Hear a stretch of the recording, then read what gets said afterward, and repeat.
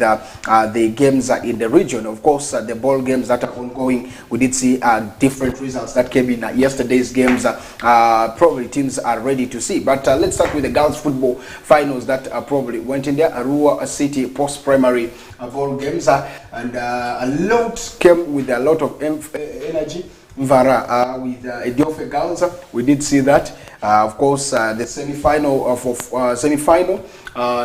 football, you did also see results where Mvara SS did beat Muni girls by 1-0. Ediofe girls did beat Tarantino by 1-0. As for the boys, yes, we are seeing the playoffs that are coming today, and then where of course Arua Town SS as Niva will be tussling it out. The losers game or the third playoff, you will see also the losers game that will be played or that was played. But all these are some of the things. Now teams have made it through. One of them is the team of Mvara that probably could have could have surprised very many.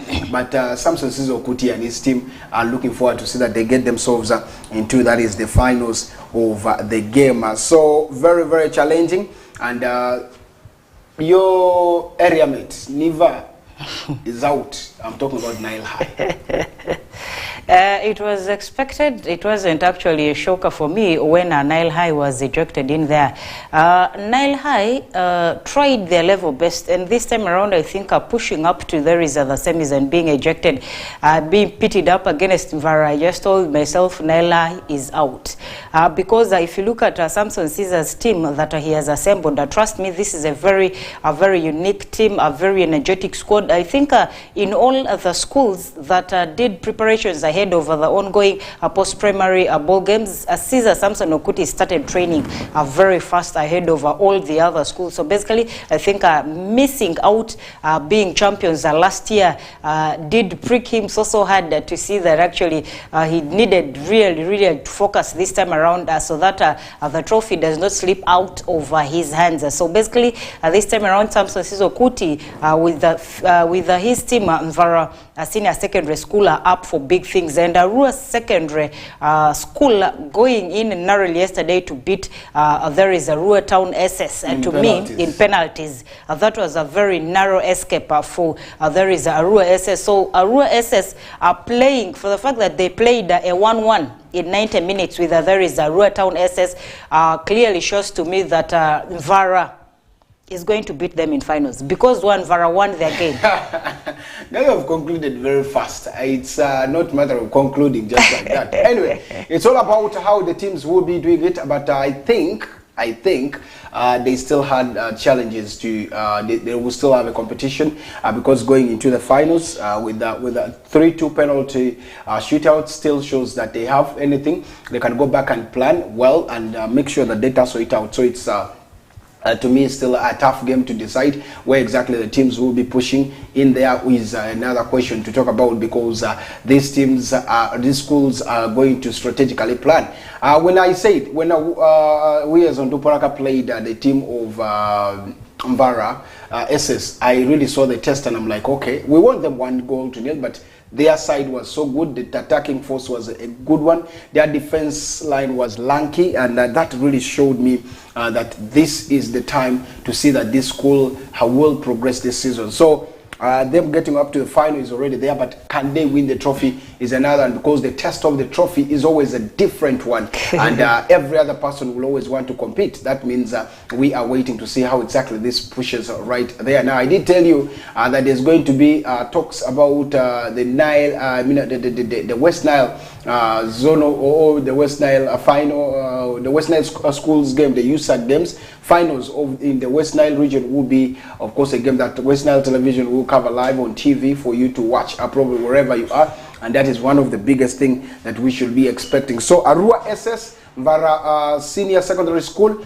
will be tussling it out. Of course, winning in a semi-final 3 goals is not an easy one. That means that gives them the zeal and every other thing to make sure that they push it right there. So yeah, I believe it's going to be a tight game and a very big game for the team of Mvara. But still, nevertheless, we are expecting a very big competition, a tight game. Not only easy to see that the team progresses, that's like Susie you said, I'm not seeing a final being as easy fixture as you think, because Arua SS is a good side. I am saying this simply because last year it is the same people that faced themselves. We against Mvara and Arua SS, and then Mvara actually came in with a very late goal in that very game, which was cancelled out as an offside. But to me, it was a very clear, a very clear goal, in the sense that the guy that was marked offside did not even touch that ball, much as it went past him. It is another guy that came from another part of the pitch that came in and of course headed in that ball. But then the linesman around that area called off that goal, which saw Arua SS winning in. There is Mvara SS. I think that time around the game also went into penalty. So this time around, I think Samson Sizo Kuti is starting very trainings very early, seeing to it that he beat all his opponents in group stages and up front, up to where he is right now. Trust me, the mission is one. There is being champions. Okay, being champions is the mission. Yusa Maracha district games are also ongoing, with of course the group stage is yet going on in the boys category. Yivu SS, of course, with Maracha SS played 0-0 yesterday. In the domestic really winning 2-all, and then All Saints 2. That was not a win, but they played a draw. Then you did see in Group B, boys, Urban beating, of course, the team was of Fude by 3-1, Kijoro 3 and Victory 0. As Group C saw the boys of Kololo 1 and Otravu 0, as Oleba City winning Maracha High by 4-1. Those were the results from Maracha that side in there. So we're expecting a lot of different chances that will be coming through in that is the Yusa secondary school games. Now, when we leave that there, I want us to look at something in Pakwach district before we move out. The post-primary ball games in Pakwach have been suspended until further notice following the incident that actually occurred last evening, where the players of Panyangu SS waylaid by their counterparts of Nam High School, leaving a score nursing injuries over. There is a different measures, meaning Panyangu SS knew that the opponents were coming back from a football fixture, and then they hid underway somewhere, and then they hijacked these people and beat them so badly. So the case is still being investigated why they did this, and the ball games in Pakwach have been suspended. Okay, that's a very bad one, reporting from that side. But of course, we could be expecting or seeing that these changes should be coming right away for purposes of safety, and that's one big thing that we're looking into. So it's so challenging to see that this goes on right, of course, in such a manner. We are going to be looking into. Of course, that leaves us with top stories coming in from that is other disciplines, where of course the region is having a lot of serious. This Saturday I did say they're going to be making decisions on what to do for teams here and there. But of course, issues of hooliganism has again started with the regional league moments in there. How do they curb this situation? There was a letter I saw being written by there is a West Nile Regional Football Association, where they say that the competitions committee wishes to inform you that all matches at a Police Arena and Wembley Stadium Padea have been suspended indefinitely. This follows a wave of inappropriate behaviors and attacks on and towards the match officials in your recent games. And this now has taken up a score. The other time we discussed one which happened in Nile Zone. Now this that is also coming from Anyagaki Zone. This is something we've discussed here time and again. This is something we have vehemently seen that the fines. We've seen that the negatives of this this whole idea affects in so badly. We recently saw Express suffering because they beat up a referee, and referees boycotted all their games, and the person was arrested and all that. So I really don't know why Ugandans are failing to learn this. We used to see this at national level in StarTimes Uganda Premier League, and now it has come down to grassroots. It's eating up where football even starts, in the lowest league, where people are still fighting to get promotion into the biggest stairs of football. So basically, I think the FUFA or the various DFAs that are having these issues should at least improvise more biting penalties, more heavier penalties, so that people actually get to learn from this. And then the referees, I think, should be taken up into some serious courses or some serious workshops where they are trained to at least do, you know, sometimes the fans don't want to do this, but they are provoked by certain officiations. I don't know how, but sometimes they feel maybe the referee needed not to do certain things, or they feel some of the actions that referees take are actually by mistake. It's not supposed to be like that and all that. So after that, you see someone getting angered, someone being provoked and all that. So basically, the right referees should be used to officiate the right game, so that we avoid some of the mistakes that provoke fans to come up and beat referees. And FUFA, together with the different DFAs where all this is happening, be it a lower league, be it biggest style football in Uganda, I think they should improvise heavier fines and penalties onto the culprits if at all they are arrested. Yeah, I did say that there were, of course, disclaimers. There were issues arised about Zeu, and I think the team of, there was a game between Zeu and Padea Rising. That was the incident that happened because of 1 or 2 issues that came through, intimidating, of course, threatening, trying to beat a referee. These are people who know what they're doing, to me, because they are they are the reason why they come there. These days, there's no way the referee is appointed without knowing what he or she is supposed to do. And I want to give thanks to Samari and the team that in Koboko there's referees clinic. In Arua there's every Sunday referees clinic, which is happening every day. So without that, that means you won't be able to participate for these games.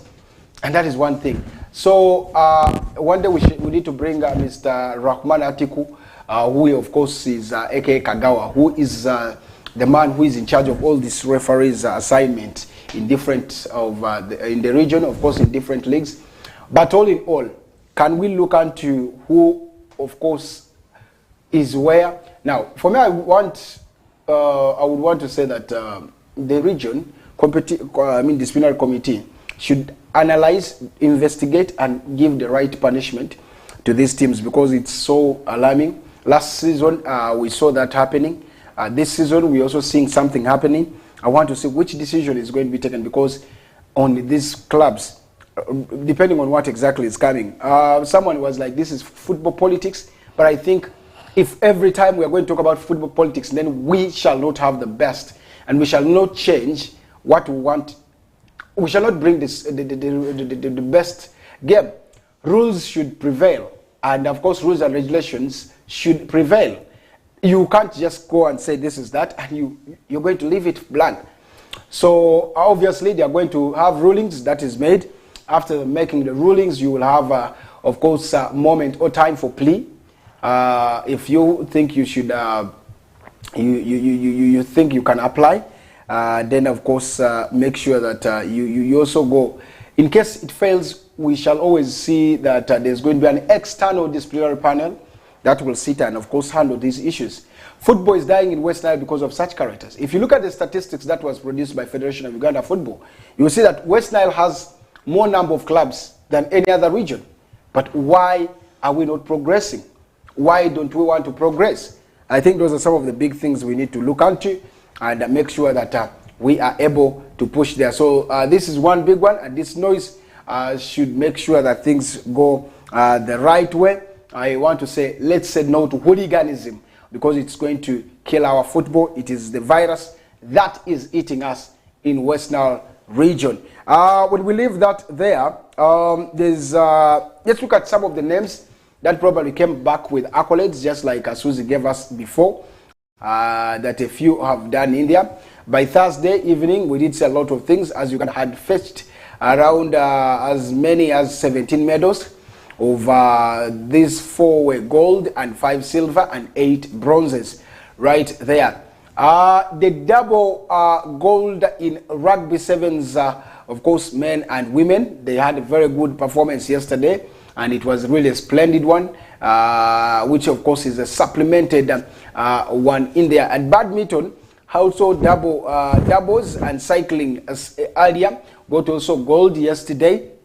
Then we had silver that came from also badminton. Then lighting, that's in boxing, and of course athletics had two, and the 8 bronzes, or the bronze medals, are of course one of the biggest one from swimming and badminton and weightlifting, and not forgetting of course athletics and boxing that had 3. And lately we did also see the women's category getting another one. So those are some of the things that went through right there. Outstanding numbers for Uganda, and the medals look to be so interesting. The numbers keep growing, just like we discussed on Monday. I think by the end of all these African Games, the biggest number of medals will be coming through to Uganda in all the different squads, or in all the different sports activities in there. Just like the number of the medals you have given us here, we have gold, we have silver, we have bronze, and all that. So basically, this is quite a very good one, and we're anticipating having positives towards the remaining games. For there is the ladies, the remaining games for there is both the hippos and the senior team 1, which will be playing Ghana. It's going to be quite a very hard one, quite a very tough one, and I was very excited actually when we went past there is Senegal yesterday, and this clearly shows that we have been fighting. The hippos are fighting. They still have the fighting spirit. No one expected them to go past there is Ghana, I mean Senegal, but they went past them, and they're 3 into finals which will be played today. That is 11 p.m. meaning we should also, I am highly anticipating that it's also going to be a positive for them, because every other counterpart of theirs is winning. And so basically I think the winning spirit this time around followed them, and this is quite a very good one. At the closure of this, trust me, the number of medals, the country that would have collected a lot of medals to me is country Uganda will feature in some of those things. Now, of course, after collecting massiveness yesterday, I want to say that today also there is that big one where you did see, where you will be seeing the athletics, of course, going on with one women's 1,500 meters final at 8:35 East African time. You will be seeing names like Night Achiro and Halima Nakai, of course, going in for this, and they will compete in the 1,500 meters. In the men, you will see Ronald Musagala, who is, of course, through semifinals, who is through semifinals yesterday, will also be reaching the finals, and he will be eyeing for a medal today, probably in the Uganda's, in the women's 4x400. You'll be seeing Uganda has a team, and that is the final over the 4x400, which we shall also be seeing. They will be going against Nigeria, Botswana, Congo, Brazzaville, Namibia, Kenya, Ethiopia, and Zambia. So we shall be waiting for that, really a moment right there. Basketball, we still have Uganda's main team, who edged, of course, Madagascar 2018. Then, of course, in the quarterfinals, and will face Algeria in the semifinals today at 8 p.m. And men's football, yes, the Hippos will also have a chance to write history and become the first men's Africa football team to win a co-championship on that is the continent, in case it happens. Now, of course, Uganda Cranes lost 2-0 to Ghana in that is the 1978 Africa Cup of Nations finals, if you remember, while of course the Hippos lost by that is the same margin to Ghana in 2021 under 20 Africa Cup of Nations finals. Now, this is a revenge, probably could say. Today the Hippos have a chance to revenge to the past that has happened right there. So we're expecting a very interesting game that probably will add into the flesh or add into the medals right there. Uganda Hippos will be taking on the Ghanas. I'm talking about Ghana, the Black Ghanas. Do they call them the Blacks? I think they are the Blacks because the South Sudan team is the Black Stars. So to me, this, like your Dalian said, is quite a time or quite a chance for there is a team Uganda to revenge up against Ghana. The time they lost out, the time they were humiliated the years back. So this time around, I think I am giving it out to Team Uganda, because if you look at their previous performances, check through their past encounters with the different countries, there are even times where you would literally see that this country is doing quite far much better than than Team Uganda. But they go in there with one spirit. They go in there with the fighting spirit, with the spirit of that, yeah, we've come here to win. And basically, you already see them emerge winners. If, the most biggest, I think, was the game we had with Congo in Congo Brazzaville, where a first half ended 2-0, and then at the end of it, full time ended 4-2. So they overturned the whole result. So basically, going up against Ghana, yes, it's going to be quite a very tough one. Ghana has always been a very tough side for there is a Team Uganda, even in the senior team and all that. So basically, this time around, with all the preparations that the Hippos have had, with all the games that they have gone into from the group stages and all that up to where they are right now, trust me, unless otherwise, I am still giving it out to our Team Uganda. There are going to be, of course, 12-man support. That is for Ghana, where you will be seeing Ghana is also still there, trying to push it really, really harder, because they will be home. They have the fan base in Accra, Ghana. You're going to be seeing a lot of things that probably will be coming right there. So with all this, you will expect, of course, different influence from the team who will be ready to win the games right there. Now, of course, that is one of the big of the whistle time right here. Now, if you look at a few, before we maybe get off here, there are a few things that have come through in the internationals, where, of course, Ratcliffe makes decision on immediate Ten Hag future, where that is the trending story, by the way, right now, because it is reported that the Dutchman has coached the team, but things are not working out.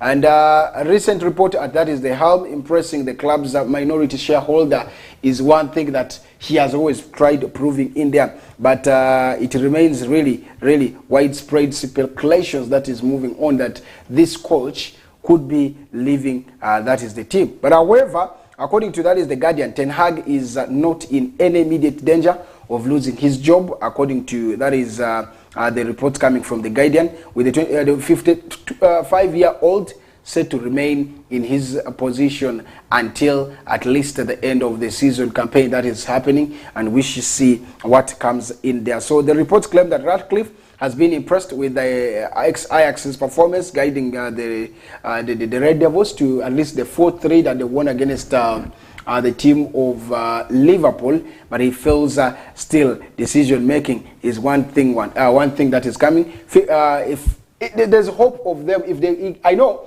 if he can finish in the Champions League spot, maybe there could be a chance of not him receiving the axe right there. So to you, do you see him? Should he go or he should remain?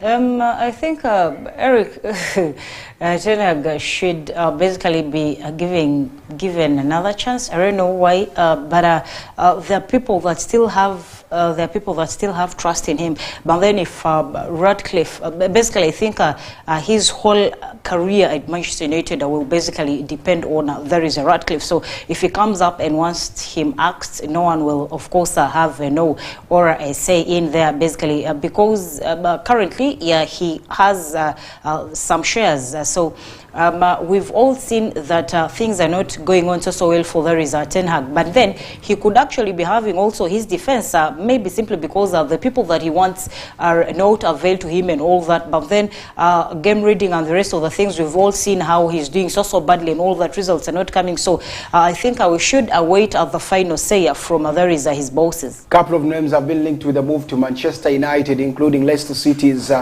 Kieran Dewsbury, who has been in the list, and then of course they are also fighting for a centre back whom they want to sign, and this time around it's the Everton's player who has been one big one. Gerrard Braithwaite is on that is the list of Manchester United, probably in the summer trying to look at the 21-year-old to come at Manchester United. But of course they are still in the battle with the team of Real Madrid. Madrid also monitoring contract situation for that is a key defender, that is Liverpool, and that is none other than Trent Alexander-Arnold, probably who is also being wanted by the team of Real Madrid. Remember, they had said there's no discussion going on between them and Carvajal. That means this could be the right replacement for Carvajal.